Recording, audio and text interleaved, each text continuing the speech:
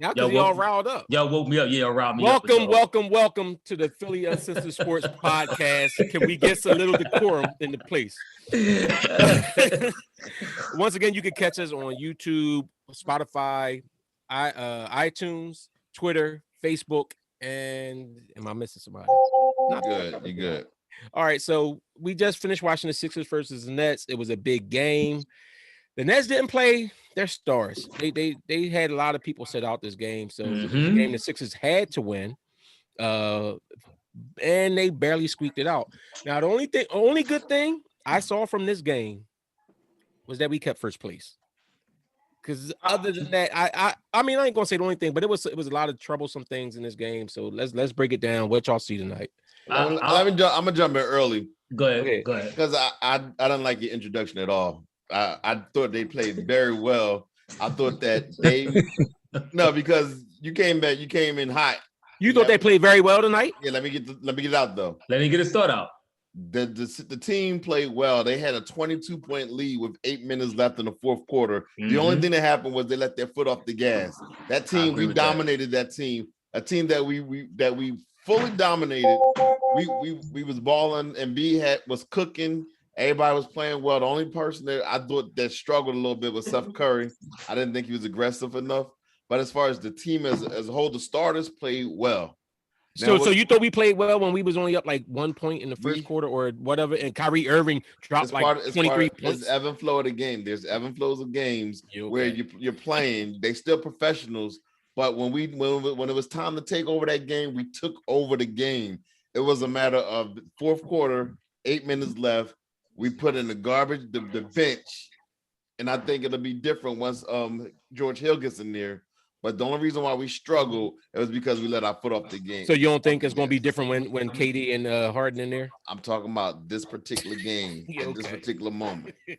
All right, go ahead. One of y'all, what y'all got? I honestly think this was our most important game of the year. I honestly think it was. If we would have lost this game, do you understand what that would have meant for our psyche going in, playing the dudes in the playoffs against their backups?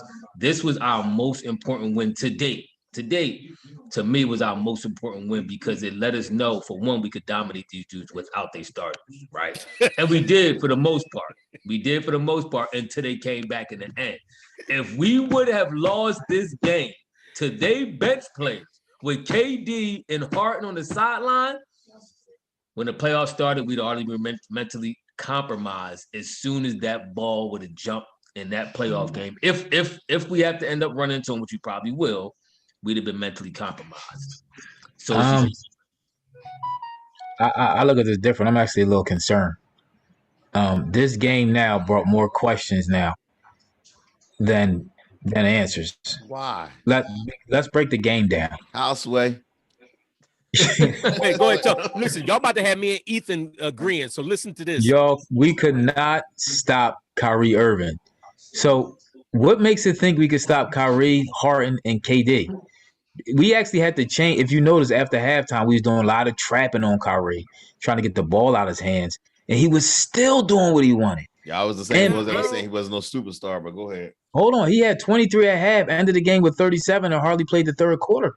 That's impressive. I was actually kind of impressed with Kyrie carrying the load like that and keeping him in the game somewhat. As you should. Than I more was than Joel Embiid, because he should have dominated, because they really didn't have no big man.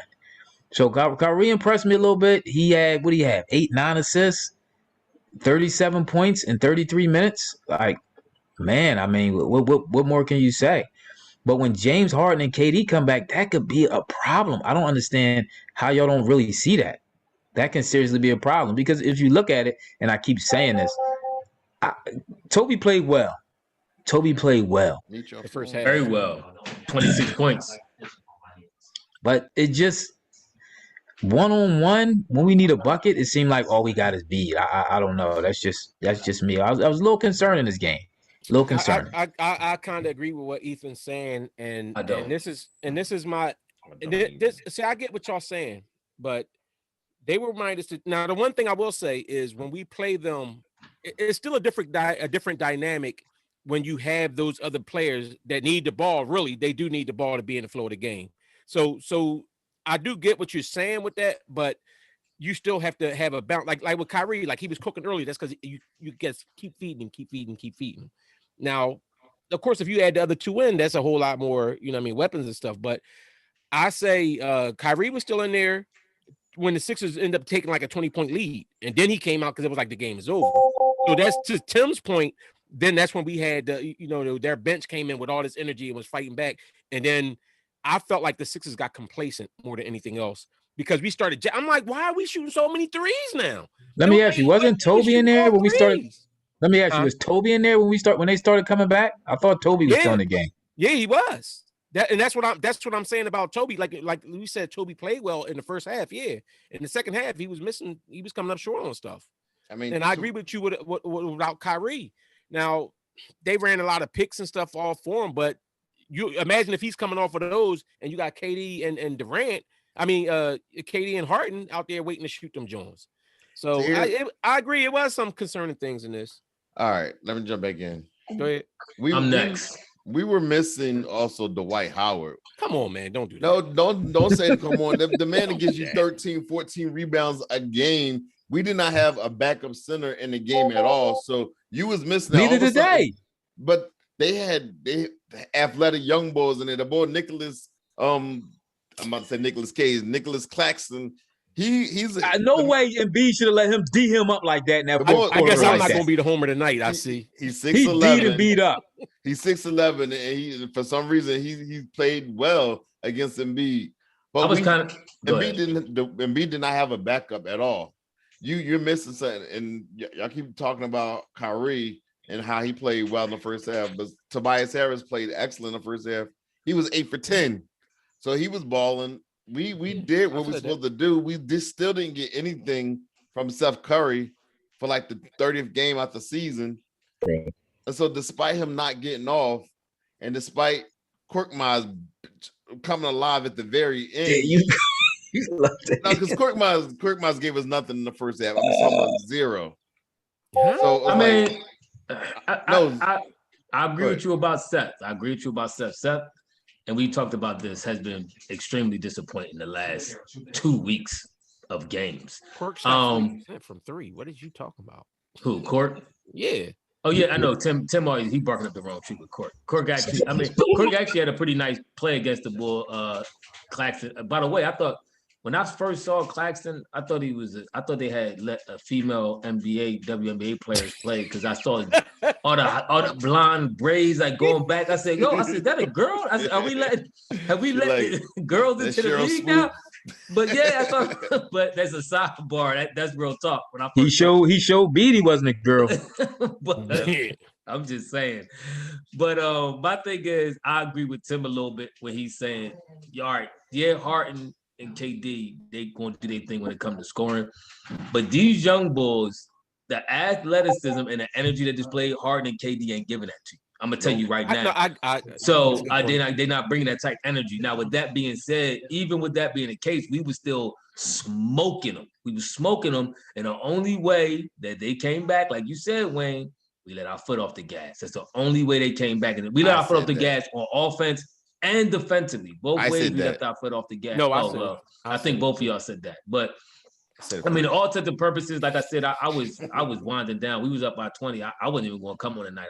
I was like, all right, y'all going to have it. Then when they came back, I said, hold up, I got to get on this. I got to get on this joint because the win was so huge to me to win that game and pour it out late. And I'm going to tell you now, they gagged the bull Ben Simmons. They gagged the bull Ben with a couple calls defensively. Them two calls he got, they was pushing. Ben was strapping so hard, and I give Ben credit. He was strapping so hard, especially at the end of the game, that they kept pushing him and they kept calling it on Ben. I'm like, how many times it started? It actually, for the first time, I became a true Ben fan. For the first time, for like 5 minutes, because it was annoying. I hate seeing people get gagged for working hard. Like, all right, his offense ain't where we wanted to be, but he was grinding on. You know what it kind of looked like to me, Ephraim? I agree with you. You know what it kind of looked like to me? It kind of looked like the Nets was making a run and it was making the game interesting, and the refs was like, you know what? Let's let this go. Because it was a couple plays like, and I was like, dang, they didn't foul B just there. Like, you know what I'm saying? And they let it go through. And I thought it was like that. But you got to get the Nets guys some credit. like they brought energy. They And I will tell you this. It was a good point that you made though, Ephraim, and I was actually thinking about that earlier too. Is that when you have KD and Harden, you are going to be looking at more points. But they're not going to be playing as scrappy as them young boys was scrapping. It was all over the place. They was scrapping. All over the place. Hold on. For one, I'm really getting the foul. He got gagged because it goes both ways. He got gagged. I ain't never seen. What you talking about that? Hold on. We talking about the one call. What call you talking about? No, it was two. Almost. I think maybe three the of them. The one he was all handsy all over Kyrie. No, the bull. I'm not talking about Kyrie. I'm talking about the one with Claxton, the girl bull Claxton who pushed off on him. Yeah, when he burrowed into him, and they called the foul on Ben, and then late in the game, I think it was against Shaman. Shaman did the same exact thing. Ben was strapping him, and he pushed off with his forearm, and they called it on Ben. I said, "Yo, this is corny." Nah, I ain't see it like that. It was like contact, and they both went back. That one on Shaman, it was contact, and they both went back. And at the same time, I'm gonna tell you what. In the call at the end of the game, which McCall said, I think it was the announcer, the girl, I forget, Burks. Doris. She said, "Whoa, I think he might have got away to push off." Yeah, when he pushed Ben all the way down to the ground. Yes, and then she said, "Oh well, I mean, it could have been a good call, something like that." It was suspect to me. Normally, when an offensive player extends his forearm, more often than not, that's an offensive foul. Nah, you got. Did he go like this or did he extend his arm? You got to extend your arm to push him. Your forearm ain't it? You got to extend. But he went like this. When you shove somebody with your forearm, you don't always have to extend. If you shove it into him like that, a lot of times you could get the foul too, and that's what he did. It depends. See, you about to hate. See, listen. I ain't about to hate. No, I'm about to go back because you said we were smoking the Nets. I didn't see it start smoking them until the third quarter. The first half what I mean. They smoking them. They hung in the game, and as you seen when the talent wasn't there, and Kyrie couldn't hold it together, we started smoking them. Nope, that's not true. Kyrie was in the game when we went up to 20. Kyrie was in the game in the second half, and I know this because I was talking. Did you hear what? Did you? You don't even hear what I said. You said when the talent wasn't in the game, we started to blow them out. No, that's not. I said when the talent isn't there. When the talent isn't there, and Kyrie couldn't keep carrying them. They started smoking us, is what I said. The talent being their starters. Yeah, I mean, a talent difference. Now, I only said that because earlier you said we started when Kyrie came out. We started doing that. That's what I felt like you said earlier. Anyway. Nah, when the talent because you know, listen. After a while, if you don't have the talent, you know, it's just going to take over, and you're going to start getting smoked. Which but to Ephraim's point, that's what I was saying. Go ahead, Ephraim. Go ahead, Henry. No, but I mean that's what I was saying. When it's very evident to me that we did what we were supposed to do to their second tier players. Eventually, we started pulling off, and the only reason why they got back in the game was because two things: we let our foot off the gas pedal, but they did get very aggressive and showed a lot of energy. Them young bulls on offense and on defense, and that's how they kind of started to rally. But I still feel ultimately, like you're saying, they didn't have the talent, and we were smoking them. So when they got the talent. Now, when they KD and Harden come back, we'll see a more evenly matched game. But we did, for the most part, we did what we were supposed to do to the lesser talented team. We just let our foot off the gas. But you know why that? Go ahead, Tim. My fault. Go ahead. Can we talk briefly about Seth Curry? No. The 5 points that he's given us. He gave us today. I think when George he'll be coming off the bench. I think so too, Ethan. I agree with that too. If even if he's not coming off the bench, he can't close. He can't be a closer because this is an excuse. This is inexcusable. Didn't they take him out and put Shake and put Korkmaz in? Yeah, toward the end. I mean, this the other thing about it too. Like when the Sixers, like when Doc started bringing the starters out, I thought he might have waited a little too long to put. Like he left Toby in there with the bench. But I thought waited a little too long to get Joel back. Like as soon as it started getting a little tight, like around 15 or something, I thought he should have put Joel in there for a couple plays or something like that. You don't remember Joel went out. No, you don't want him. You don't. Yeah, why Joel? You don't want your starters when you up 22 in the fourth. I'm not talking about up 22. I'm talking about when you were up 22 and then you let them get all the way down to like 13 or something like that. Yeah, but once you up 22 in the fourth, you don't want your starters coming back. But if the other team is making a run back, you kill that real quick. And then you go ahead and they let them get all the momentum. Yeah, they got all the momentum. You hope one of these dudes can make enough buckets. But this is why I said, kind of to what Tim said, to the point Tim was making. Dwight Howard was not in this game. You got Mike Scott playing center. He cannot play center. No, he cannot. Mike Scott is trash at center. He can play some quality minutes at power forward and small forward here and there. He can give you some minutes. At center, he's trash. And when he was in there, it was like a couple rebounds went off his hands and fell out. He jacking threes and missed. Like he's that's all I'm saying about that. Like that's why I said bring Joel Embiid back in for a minute and stabilize it. Because Mike Scott was a black hole at center. Like it was nothing there.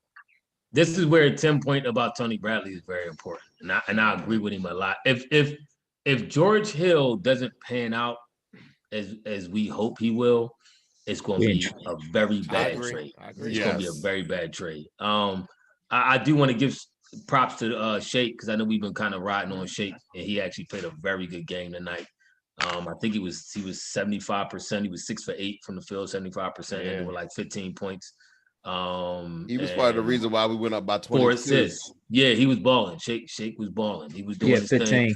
He actually had a couple good defensive plays on Kyrie. I felt they gagged him on one. Maybe it's me being a homer where they caught a foul when he actually blocked Kyrie's shot. It was kind of suspect. Yeah, they was giving Kyrie the fast break. No, was it? It might have been. Yeah, the fast break. I do agree. Kyrie. I mean, nah, that was a foul. Kyrie was trying to get past him. He was moving and he blocked the shot. It was a foul. Is the NBA call fouls now? Listen, you can't complain. Hold on, you can't complain about little stuff like that. And we got a person that shoots the most foul shots in the game. You just gotta live with it. I mean, listen, I try to keep it both ways. I thought the Euro step that B got called for the foul was corny. B tripped on his own feet. That looked like to me. When they called the foul, he tried to Euro step between Green and he flipped it up and got the N1. Yes, and got the N1. Yeah, but I think it wasn't. Did they call it on? Who did they call it on? They called it on Green. I think Green or DeAndre. Yeah, neither one of them. I thought it was on Green because I felt like Green was like going into his back.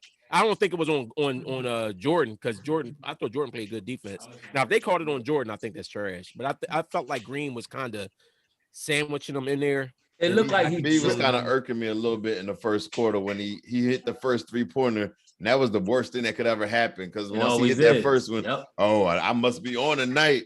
So he hits.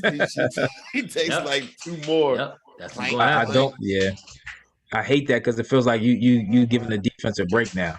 That's one of the things that bothered me. That's one of the things that bothered me too. I'm glad you brought that up, Tim, because it kind of felt like Embiid was slacking off some. Now you see it at one point when he was like, all right, listen, I'm going to muscle this guy, and he started getting foul calls on him. Yeah. That's what he should have been doing from the jump, drawing fouls on this guy if he's going to play him aggressive like that. B looked like he was trying to avoid contact more, like shoot more jump shots and try to like walk around him, like go down and muscle him down and make him grab you. And when he started doing that, he got in foul trouble. Let me ask y'all, are y'all, because y'all seeing Embiid wincing a lot, are y'all concerned about the playoffs and these 7-game series and Embiid's knee holding up? Yes. Always got to be concerned about that. You always got to be. If you're not a Sixers fan, you're not concerned about Joel Embiid. The only thing every is, game. As far as like the Oscar season is approaching. Exactly. Embiid embellishes everything. So the wind hit his knee. It's like, oh. I know. Didn't he go back? Why did he go to the locker room? Because he wanted this moment. He wanted the Rocky moment. Exactly. He wanted one of them MJ moments, like when you walk off the court, like you so dead, you can't even play. Or like how, remember when Paul Pierce did that against the Lakers? Yeah. And they had to carry him off the court, and then all of a sudden he come back in the second half. Jordan had the flu. Everybody, he wanted this moment. Listen, I actually, be honest with you, I don't think Embiid wanted to come back in the game. He didn't. No, he didn't. I think he felt the game was over. Then he seen it getting out of hand, got back in there. Maybe that's why he didn't play that well when he came back in the game in that fourth quarter. It looked like he went to the coaches and was like, it's time to put me back in because it started getting tight. Mentally, I think he shut down.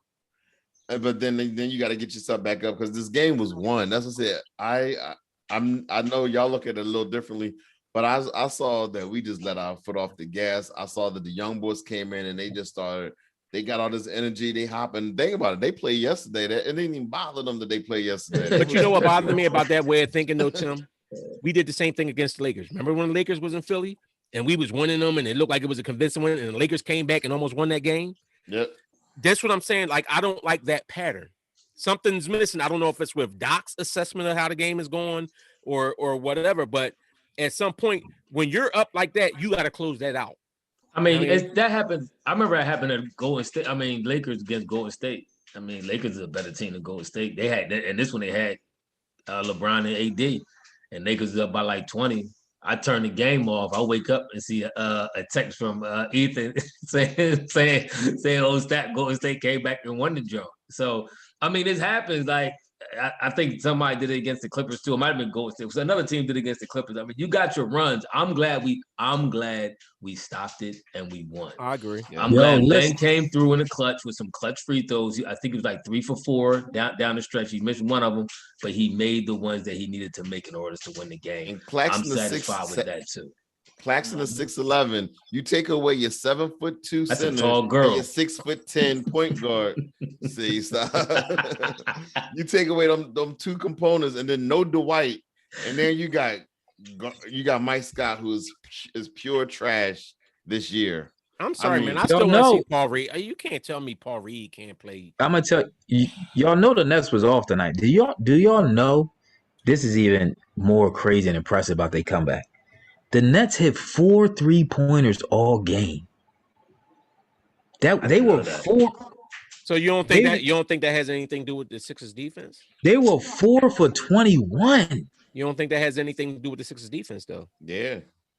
I mean, it could have something to do with it. One of them threes got blocked by Ben Simmons when he blocked. But that's what we go ahead, Ephraim. When he blocked whatchamacallit shot, and that's why I was saying Ben Simmons down the stretch played great defense. He did. Y'all remember at one point they kicked it out to TLC. TLC tried to jack up a 3 and Ben golfed it. Now they ended up getting a bucket and scoring on a 2-point joint, but that was a huge play because let's say he does hit the 3, that could change the dynamic of the game late in the stretch. But I agree. And Ben only had 1 turnover.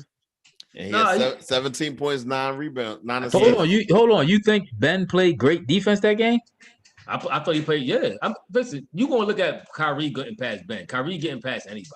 Kyrie was cooking the whole team, bro. We got things. We when some of us in here hold on. Some of us in here feel like Thibault is the better man on defender. I feel like that is quite a few clips where Kyrie put him on spin cycle. Yes, he did. Yeah. Yes, he did. So, he did. But that leads me to my point about Ben Simmons campaigning himself for Defensive Player of the Year, screaming about Rudy Gobert can't stick out all 5, and Ben got cooked tonight. You can't. He didn't get cooked. He got cooked. Kyrie cooked him tonight.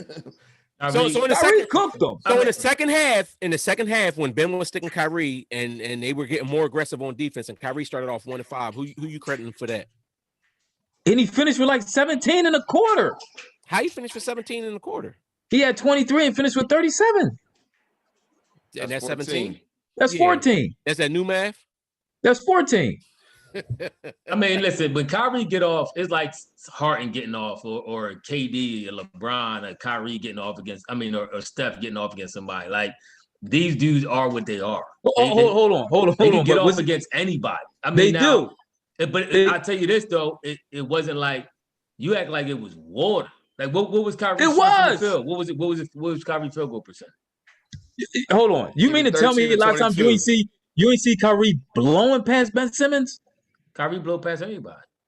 But this the only thing I'll say about that, Ethan, and I say this from listening to Danny Green's his podcast. He says how sometimes you don't understand. Sometimes it's a defensive scheme. Like sometimes you're let him to the basket so B can block. Right. Let him to the basket because but this is what I say about a team defense. You shot 60%. Kyrie did. You making faces, but that's all about team defense. If you have a team full of defensive players, you do stuff like that. But that's also, and Embiid was anchoring the middle when Embiid anchors the middle, but Embiid also got laid up by Kyrie a couple times. But that's also the point, like you said, they were off on 3-point shooting. You don't think that had anything to do with Thibault and Embiid, Thibault and Ben and Green playing defense on the perimeter? I told you when B's in there, this is how I feel. When B's in there, when you got a shot blocker like Joel Embiid in the game, you are able to chase dudes off the 3-point line because you have a rim protector. And now, yet Kyrie was still laying them up. Well, when you have a rim, he got blocked. Matter of fact, I think Embiid blocked him twice in the third quarter. That's why he's 1 for 5. And Kyrie laid him up. Remember, and I said that's why B's in the game and he just blocked Kyrie's shot. I was like, that's why Embiid's in there. He did. I mean, listen. Can we go on record and say that Kyrie is a superstar? Because all three of y'all said he wasn't. I say he's a star on the verge, but I'm not. To me, all right. Let's categorize first of all what a superstar is. A superstar is. Everybody's got different. Everybody's different. But I'm just saying. Can I just real quick before you say what a superstar? Can I say this? Go ahead. Kyrie has been playing on a superstar level since he's come back in. I will give that. But I think before this year, I wasn't classifying him as a superstar. But since he's come back and like when Harden went out, Kyrie has been playing on a superstar level. To me, he's a perennial all-star. I mean, he is. I mean, to me, I say he's on the cusp. He can become indeed superstar. I mean, I'll say this: he has everything that makes a superstar except one thing. I haven't seen him lead his team, him being the main focal point of the team. Fair point. To a decent amount of success. Now, I'm not even saying he has to lead them to and win championships. I'm not one of them dudes where you say, "Oh man, he don't got no rings." He ain't lead. Nah, but I didn't see him lead his team to a good deal of success. You know, a deep playoff run, Western Conference or Eastern Conference Finals, nothing like that. So until I see that, so let me ask you something, Ephraim. By that account, is Kevin Durant a superstar? He went to the Western Conference Final, and he went to the final by leading his team. But Westbrook wasn't on that team? KD was the main focal point of the team. Though. Okay, all right. I said it's the main. No. Listen, I'm asking. I'm not asking. See, I'm not one of them dudes who you got to do it by yourself. And Steph Curry doesn't do this. And here, no, you need your Robin. You need your complimentary player. Westbrook was a complimentary player, and JD was the main focal point. So that's all I'm saying with Kyrie. I mean, he got the game, he got the accolade, he even got the sneaker deal. I love it. I love the Kyries. I got me a pair of Kyries. And Joyce nice. So but I'm still on record. I think Kyrie Erving is a superstar in the league, and he's now. Let me ask you: can you be a superstar with Kyrie's personality? Because it takes more than just being a player to be a superstar. To me, that's what makes him a superstar, because you got to be an alpha dog, and he's an alpha dog. You're not talking. I don't think he's talking about the alpha dog part. I think he's talking about his personality. The flaky stuff that he does. Because to be a superstar is a face of the league. Would ever make Kyrie the face of the league? No, not with now, because Kyrie is woke now. but this is what I'll say about that though. This is what I'll say about that. I kind of agree with you a little bit with that. Though. But this is what I say about that though, because when we talk about Kyrie now, I'm not mad at how he is, like with certain, like how he spazzed out on the ball for what he said. The bull said the N-word. Kyrie right now is at that level where like the lights went off with it. Because remember, he went to Duke. You wasn't woke when you went to Duke. You know what I'm saying? You don't go to Duke if you woke. Yeah, remember that's what Jalen was like that. Jalen Rose was like, that's why they wasn't Duke material. Yeah. So, but Kyrie now is getting to that point where as though like he like realizing stuff, and I'm not mad at the way he reacted to certain stuff though. Right now, I'm not. I'm not. I like him. Go ahead. What were you saying? I like him a lot too. Listen, this is not a knock on Kyrie, but when you talk about superstar, not just star, not all-star, you talk about superstar. Okay. Every player who's been in the Hall of Fame is not a superstar. I mean, I'm nobody saying his Hall of Fame credentials is even in question. I think at the end of it, I think I'm pretty sure he's a Hall of Fame player in my mind. But every player who's in the Hall was in the superstar.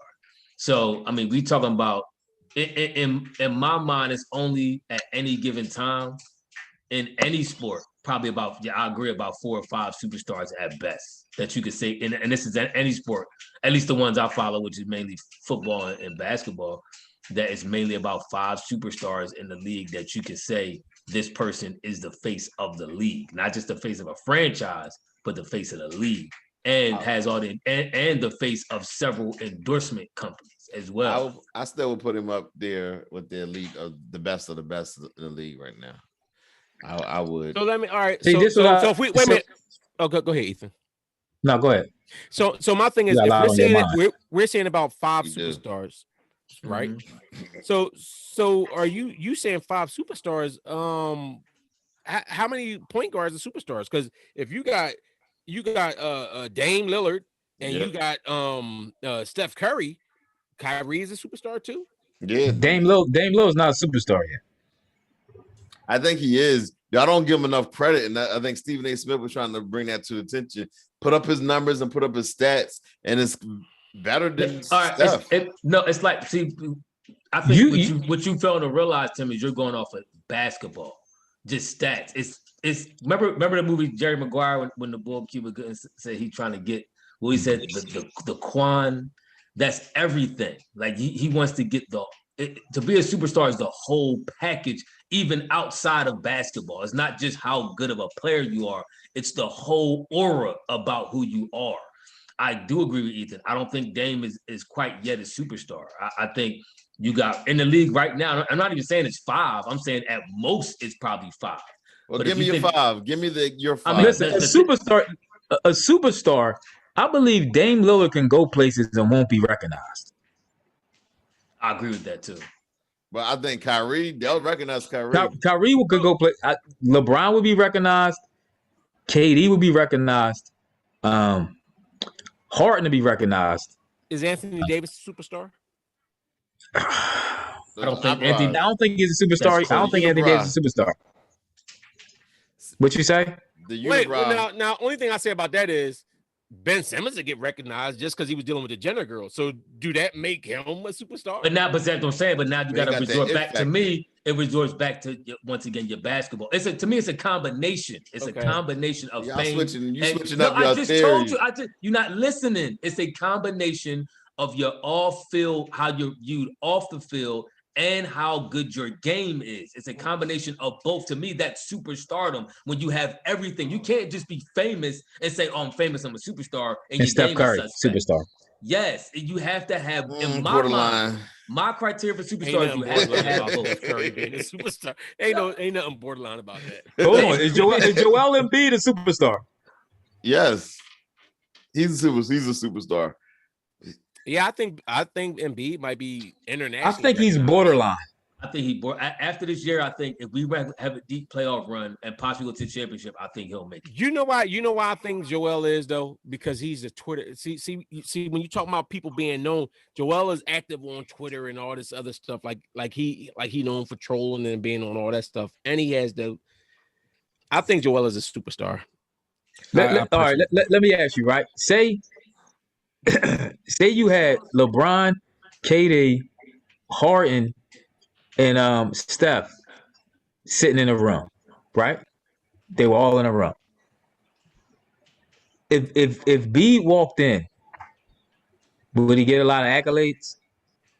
Are you saying accolades, or will people know who he is? People know who he is. Oh, they definitely. He's 7'2". That's what I'm about to say, Tim. I was about to say the same thing. He's 7'2". No. But they said not necessarily. Oh, they noticed him. Would they be like, oh, that's Joel Embiid? Okay, well, listen. All the guys you named was in the league longer than Joel Embiid, so of course they know those guys. They've been there and been in the finals and doing all that stuff all those years. Like how many years they've been in the league compared to Joel Embiid? Remember on Avengers when the kids came up to get the Hulk autograph and Ant-Man was sitting there and they was like, and they was like, let me get the Hulk autograph. That will be Joel. Joel is not Ant-Man. Stop it. he's a 7 foot. He's a 7 foot Ant-Man. Huh? No, but I do think I think he's on a bubble. I think he's right there, ready to make that international Shaquille O'Neal type fame. If we make a deep run into and possibly win a championship this year, once he does that, it's automatic. I think. I'll throw out one more. Zion's a superstar right now. Not yet. He will be shortly. He will be. Yeah. You give him 3 years. 3 years. I don't even think you're going to need. I don't think years, that many. Maybe not. This is how you know if you're a superstar is if your grandma knows. That's true. That's a very good point. I could rock with that too. If your grandma knew who he is and he got game, or if your girl or wife know who he is and she don't even follow sports like that. Yeah. All right, let me ask you this. I mean, I got something before we get out of here. Come on, you ain't gotta be rushing us off, bro. I heard your alarm in the background. Here you go, Tim. The great timekeeper. The other day, I just want to say I was gonna give props to your boy. The other day, you mentioned that Steph Curry became the Golden State Warriors all-time scoring leader. So I wanted to give him props. However, now you're going to hate. Now you're going to hate. Here you go. Look, I got a always chance to that watch however. Partner Interruption the other night, and they put up some stats between I'm overcoming Wilt, and they said you need to big up Steph, but keep in mind that Steph played 745 games to beat, and meanwhile Wilt played 429 games. So it took him 15 more games to overpass Wilt Chamberlain. Oh, you mean Wilt? You mean Wilt that was playing against the 6'4" white dudes that he was just dunking over and dominating and nobody could stop Chamberlain him? Average. You mean that Wilt? No, you mean the Wilt that played? I think it was only like 8 teams in the league, and then like 10, 12 teams. No. Listen, only thing I will say about this. Listen, I'm giving Steph Curry mad props for what he do. I honestly, and they know I hated on Steph early on because they was piping him up a little bit too. I liked Steph when they first won the chip because I hated Brian back then, but Steph Curry is definitely the greatest shooter ever played the game, no doubt, in my opinion. So, and with that being said, he still scores too. It ain't just some shooting; like he's a scorer, like he's an all-time scorer. So I think he just has to get his career average up. But say what you want about like you say what you say about Wilt, but Wilt also played on different teams. Like Wilt played for the Sixers and the Lakers. So Steph just been with that same team. So, but what Steph did, what you're saying. Yeah, Steph did, and for real, let's be real. The average 40. Warriors, the Golden State Warriors franchise has been trash. You know what I'm saying? You know what I mean? Other than the spark here and there. I mean, I was a huge fan of Run TMC. Run TMC, but what did they do? They made some great playoff runs. No, they were nice to look at and fun to watch, but Chris Mullin was a baller though. They made a Chris Mullin, Tim Hardaway, Mitch Richmond. Oh no, I agree. But how far did they get? How far did they get? Yeah, I forgot Weber was on. Weber wasn't with Run TMC. No, I know. Not Run TMC. We just talking about good teams and good players that they had B Diddy. But what I'm saying is, how far have they ever got? Like were they ever in a position where they felt like they were contenders, like that they get legit win the chip? And I don't think the year they had Weber and Sprewell. No, I mean they weren't considered that. They was going against Barkley with Phoenix squad. That's why I said that's the only that was the only team that beat them on Barkley. If Barkley didn't join Phoenix, that Golden State team very well may have made the championship that year. But I mean, listen, I hear what you're saying. Steph to me is Tim. To answer your question, he's the greatest Warrior. Because Wilt never won a championship. I agree with Wilt that. never won a championship. Wilt did win a championship with the Warriors. Yeah, how many he won? He won 1.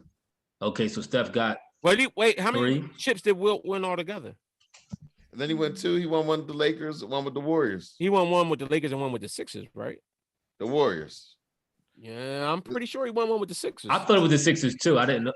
It was the Warriors. The Sixers were called the Warriors at the time. Oh. No, they wasn't. It was 2 different franchises. But he won it with with the Sixers. He won with the Warriors. He won with Billy Cunningham when he had Billy Cunningham in them, and with the Sixers, he didn't win. Let me look it up. I may be wrong. Yeah, but you I'm look it up. Sure. Ethan, fact check him. You know you got to fact check Tim. Yeah, you got fact check. Y'all can check me, but I bet y'all wrong. But I do think, with that being said, while Ethan and Tim check his incorrect errors, I still think Steph Curry is the greatest Warrior. I agree. Yeah, he won 1 with Philly. Did he win 1 with Golden State? 66, 67. It wasn't the Philly Warriors he won on with. It was the Philly 76ers. Yeah. Okay, then my bad. Exactly. So that's why I thought he didn't win one with the Warriors. Like I was saying before I was rudely interrupted by incorrect Tim. Wilt didn't win them with the Warriors. He had a great career with them. And I mean, I don't want to hate on these old head boys. These old head boys had game. Wilt was a freak of nature. Let me say that before I begin my hate. Not my hate, but my commentary. They said Wilt had a 46-inch vertical for a dude that's almost 7 feet is incredible. That's incredible. This dude was a freak of nature. However, I say that to say if you put Wilt in today's game, he's not averaging 40 points and 24 rebounds. That's not happening. That's not happening. Guess who not shooting 3-pointers if they playing with Wilt? Because it wasn't no 3-point line. Exactly. But he still got a jump shot, though. The jump shot don't leave you. Threes. There's no 3-point Did line. he have a jump shot? He couldn't even shoot foul shots. No, he's talking about Curry. Talk about Steph. Steph. Yeah. I'm talking about Curry. I don't think it's an argument about Steph being the greatest warrior ever. Tim trying to argue. I can't argue that at all. Tim is a hater. I'm thinking hater. All right, y'all. We're gonna wrap this thing up. We'll be back on Friday when the Sixers go up against the Clippers. This is a good game. Hopefully, Embiid will play. Any final thoughts before we get out of here? All right, nothing. Yeah, okay. No, I do have no. This is uncensored. You will not censor me. It's like no. No. Real quick though, like I didn't like how this game ended. For me, they have to finish this road trip. Like, okay, you beat the Nets. You were supposed to beat them. You should have beat them handily. I agree. Now you got the Bucks twice, and you got the Clippers. If the Clippers come in here, you better beat them. I agree with that. We get to play the Bucks. Remember when Joel didn't play, and you had Giannis laying on the middle of the floor against the Sixers or something like that. Remember that? Remember that display he did? Yep. Yeah. Yeah, that has to be addressed. I agree with you. We didn't get to address Ben Simmons with the Defensive Player of the Year, Rudy Gobert comments. We'll bring that on next one. Next podcast, we'll bring it up. All right, real quick. By the way, the last 7 games, Steph Curry's averaging 38 points a game. Cut it off, Tim. Just let y'all know how great of a warrior Steph Curry really is. All right. So again, we appreciate y'all listening. Second best player. Don't forget to like, comment, and subscribe. Thanks for coming out. God bless. Good night. I know, right? We out, y'all. Deuces. Peace.